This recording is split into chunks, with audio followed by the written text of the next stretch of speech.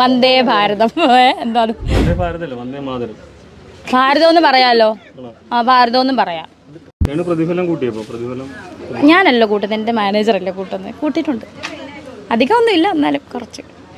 Jai Hind. Hello welcome back to another video. Is me Anwar Shah. അപ്പോൾ നമ്മുടെ പുതിയൊരു വീഡിയോയിലേക്ക്, പുതിയൊരു ടോപ്പിക്കിലേക്ക് എല്ലാവർക്കും സ്വാഗതം.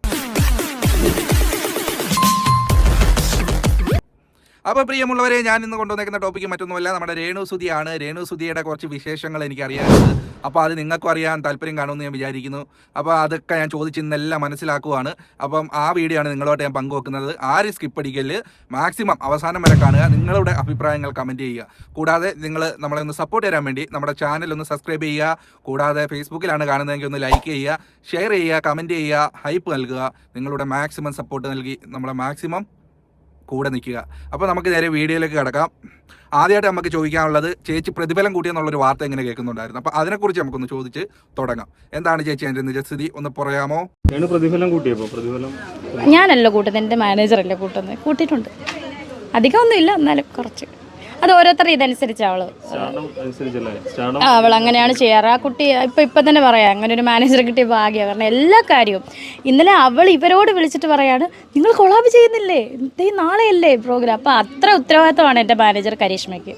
സോ അങ്ങനെ ഒരു മാനേജറെ കിട്ടിയത് എൻ്റെ ഭാഗ്യം തന്നെയാണ്.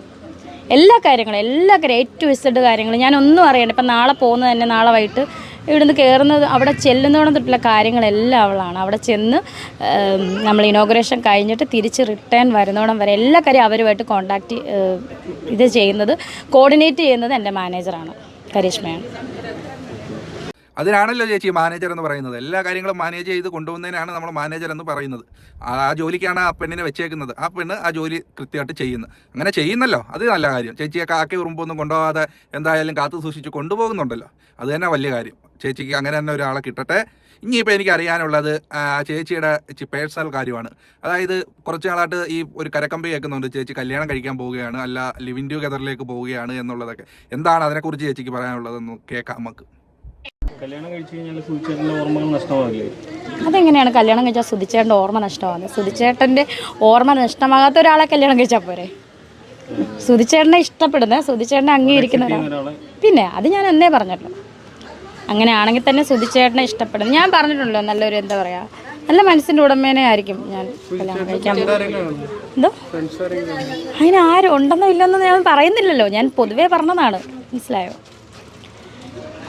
ഇക്കയാണോ ചേട്ടനാണോ ഇച്ചായനാണോ എന്നൊക്കെ നമുക്കറിയാം. മുസ്ലിം യുവാവാണെന്നാണ് സംസാരം. അത് അങ്ങനെ ഇരിക്കട്ടെ, അത് നല്ല കാര്യമല്ലേ, അങ്ങനെ ഇരിക്കട്ടെ. ഇതാണ് ചേച്ചിയുടെ ഇഷ്ടപ്പെടാത്തൊരു സ്വഭാവം. ചേച്ചി തന്നെ ഇപ്പോൾ കല്യാണത്തിൻ്റെ കാര്യം ഉണ്ടെന്നും കാണുമെന്നൊക്കെ പറഞ്ഞിട്ട് ഉടനടി തന്നെ വന്നിട്ട് ആ വാവുകൊണ്ട് തന്നെ ഞാൻ അങ്ങനെ പറഞ്ഞില്ലല്ലോ അങ്ങനെ ഉറപ്പിച്ചില്ലല്ലോ എന്നൊക്കെ ഞങ്ങൾക്ക് അറിയാം. എന്തായാലും രഹസ്യമാക്കി വെച്ചാലും ഞങ്ങൾക്കറിയാം ഇതൊക്കെ ഒരു സത്യമാണെന്നുള്ളത്. ഒരാളുമായിട്ട് റിലേഷനിലാണെന്നുള്ള കാര്യമൊക്കെ ഞങ്ങൾക്കറിയാം. ചേച്ചി ഇനി തുറന്ന് പറഞ്ഞോ. പിന്നെ ഇനിയിപ്പോൾ തട്ടമൊക്കെ ഇട്ടുകൊണ്ട് വരുന്ന രേണുസുതി നമുക്ക് കാണാൻ പറ്റുമോ? അതിനെക്കുറിച്ച് എന്താണ് പറയാനുള്ളത്, ഒന്ന് പറയാമോ? ഗോസിപ്പല്ലേ, നമുക്ക് നോക്കാം. അത് ഉണ്ടോ ഇല്ലോ നമുക്ക്. ഞാൻ പറഞ്ഞില്ലേ, ഞാൻ 2 വർഷം അങ്ങോട്ട് സമയം തന്നിട്ടില്ലേ, നമുക്കപ്പം നോക്കാം. 2 വർഷം ഇല്ല, ഇനി 1.5 വർഷം കൂടെ ഉള്ളെന്ന് തോന്നുന്നു. മിക്കവാറും മേ ബി ഒരു 85-90% കാണാൻ പറ്റും. 90% അന്നേരം ഒരു മുസ്ലിം യുവാവുമായിട്ടാണ് റിലേഷന്. നേരത്തെ പറഞ്ഞ് അങ്ങനെ ഒന്നും ഉറപ്പിച്ചിട്ടൊന്നും ഇല്ലെന്ന്. എന്തായാലും ആവട്ടെ, അത് ഞങ്ങൾ നേരത്തെ അറിഞ്ഞ് അത് സത്യമാണോ എന്ന് അറിയാൻ വേണ്ടി ചേച്ചിയോടൊന്ന് ചോദിച്ചെന്നേ ഉള്ളൂ. പിന്നെ അന്നേരം ഈ പിള്ളേർക്കൊക്കെ ഈ ചേച്ചിയുടെ വിവാഹത്തിൽ എന്താണ് പറയുന്നത്? അവരുടെ ഒരു കാഴ്ചപ്പാട് കൂടെ ഒന്ന് അറിയണമല്ലോ. എന്ത് പറയുന്നു മക്കളൊക്കെ, എന്തോ പറയുന്നത്? പിന്നെ ഈ ഒരു വിവാഹ കാര്യത്തിൽ താല്പര്യമുണ്ടോ അവർക്ക്, അതോ അതിനകത്ത് എതിർപ്പ് വല്ലതും ഉണ്ടോ? എന്താണ് പറയാനുള്ളത്? എല്ലാവരും ആൾക്കാരൊക്കെ പറഞ്ഞു കുഞ്ഞു കൊച്ചനോട് ചോദിക്കുക എന്നാ കല്യാണം. ഞാൻ പറഞ്ഞു, അയ്യോ എൻ്റെ പൊന്നു കുഞ്ഞെ കല്യാണമൊന്നും ഇല്ലെന്ന് പറഞ്ഞു. ഋതപ്പ എന്നോട് ചോദിച്ചാൽ അമ്മ എന്നാ കല്യാണം. കാരണം ഇത് തന്നെയല്ലേ ആൾക്കാർ അങ്ങോട്ടും ഇങ്ങോട്ടും സംസാരിക്കുന്നതല്ലേ, കുട്ടിയും കാണുന്നുണ്ട്, കേൾക്കുന്നുണ്ട്. ഇല്ല, അവനോട് ഞാൻ എല്ലാം പറയാറുണ്ട്. അതുകൊണ്ട് എന്നും എല്ലാം അങ്ങോട്ട് പറയാറുള്ളത് കൊണ്ട് ഒരു ചോദ്യം ഇങ്ങോട്ട് ആവശ്യമില്ല. അവന് A to Z കാര്യം ഞാൻ അവനോട് സംസാരിക്കാറുണ്ട്. എൻ്റെ ലൈഫിലെ എല്ലാ കാര്യങ്ങളും, മിക്ക കാര്യങ്ങളും. അത് നല്ല കാര്യമാണ് കേട്ടോ. തുറന്ന് പറഞ്ഞാൽ പിന്നെ പ്രശ്നമില്ലല്ലോ, ആ പയ്യനും തിരക്കണ്ട. അതുമല്ല, നിങ്ങളൊരു വിവാഹം കഴിക്കുന്നതിന് അവനെ എതിർക്കേണ്ട കാര്യമില്ലല്ലോ, അത് നിങ്ങളുടെ വ്യക്തിപരമായ കാര്യമാണല്ലോ. പിന്നെ നിങ്ങളുടെ ആ ഋതപ്പൻ എന്ന് പറയുന്ന കുട്ടിയുടെ കാര്യത്തിൽ നിങ്ങൾ നോക്കിയാൽ മതി, അത് കൊച്ചു കുഞ്ഞാണല്ലോ. അപ്പം അവന് ഇഷ്ടമാണോ എന്നുള്ളത് അത് നിങ്ങളുടെ പേഴ്സണൽ കാര്യം. നമ്മളതിലേക്ക് കൈയൊന്നും കടത്തുന്നില്ല കേട്ടോ. നിങ്ങൾക്ക് എന്തായാലും വിവാഹം കഴിച്ച് ജീവിക്കാനുള്ള ആഗ്രഹം നമ്മൾ തെറ്റാണെന്നൊന്നും പറയാൻ നമ്മളാളല്ല, അങ്ങനെ പറയുന്ന ആൾക്കാരും അല്ല ഞങ്ങൾ. അപ്പോൾ എനിക്ക് ഇനി അറിയാനുള്ളത് ചേച്ചി, മറ്റേ ഒരു കസ്റ്റമർ, ചേച്ചിയുടെ ഒരു കസ്റ്റമർ ഒരു ഫോൺ തന്നെന്ന് പറഞ്ഞ് സോഷ്യൽ മീഡിയയിലൊക്കെ ഒരു വാർത്ത കിടന്ന് കറങ്ങുന്നുണ്ട്. അതെന്തായിരുന്നു സംഭവം? എന്ത് കസ്റ്റമറാണ് ചേച്ചിയുടെ കസ്റ്റമർ എന്ന് പറയുമ്പോൾ അത് എനിക്ക് അന്നേരം അത് കണ്ടപ്പോൾ മനസ്സിലായില്ല. അതിനെക്കുറിച്ച് ഒന്ന് വ്യക്തമാക്കാം. കസ്റ്റമർ എന്ന് പറഞ്ഞാൽ എന്താണെന്ന് വെച്ചാൽ കളിയാക്കി കൊണ്ട് നമുക്കറിയാം എന്താണ് അവൻ ഉദ്ദേശിച്ചത്, അവൾ ഉദ്ദേശിച്ചത്. ഇത് കസ്റ്റമർ, സൗദി കസ്റ്റമർ തന്നാന്ന് പറഞ്ഞാൽ ബാച്ചിലേഴ്സിൽ വരുന്ന ഒരു സൗദിയിൽ നിന്ന് വരുന്ന ഒരു കസ്റ്റമർ, ഫുഡൊക്കെ കഴിക്കാൻ വരുന്ന ഒരു കസ്റ്റമർ തന്നതാണെന്നാണ് ഞാൻ പറഞ്ഞത്. അതിൻ്റെ അകത്ത് എഴുതിയേക്കുന്നത് അവളുടെ കസ്റ്റമർ എന്നുള്ള രീതിയിലാണ്. എൻ്റെ കസ്റ്റമർ അല്ല, ഞാൻ ബാച്ചിലേഴ്സിൻ്റെ ഒരു മോഡലാണ്, അല്ലെങ്കിൽ ഇനോഗ്രേഷൻ ചെയ്ത ഒരാളാണ്. പിന്നെ അതുപോലെ ഞാൻ അവരുടെ ബ്രാൻഡ് അംബാസിഡറാണ്. അതല്ലാതെ എൻ്റെ കസ്റ്റമർ അല്ല അത്. അപ്പോൾ ആ കാര്യത്തിൽ നിങ്ങൾക്ക് എല്ലാം വ്യക്തത വന്നല്ലോ. ബാച്ചിലേഴ്സ് എന്ന് പറയുന്ന ഹോട്ടലിൻ്റെ ബ്രാൻഡ് അംബാസിഡറാണ് രേണുസുതി.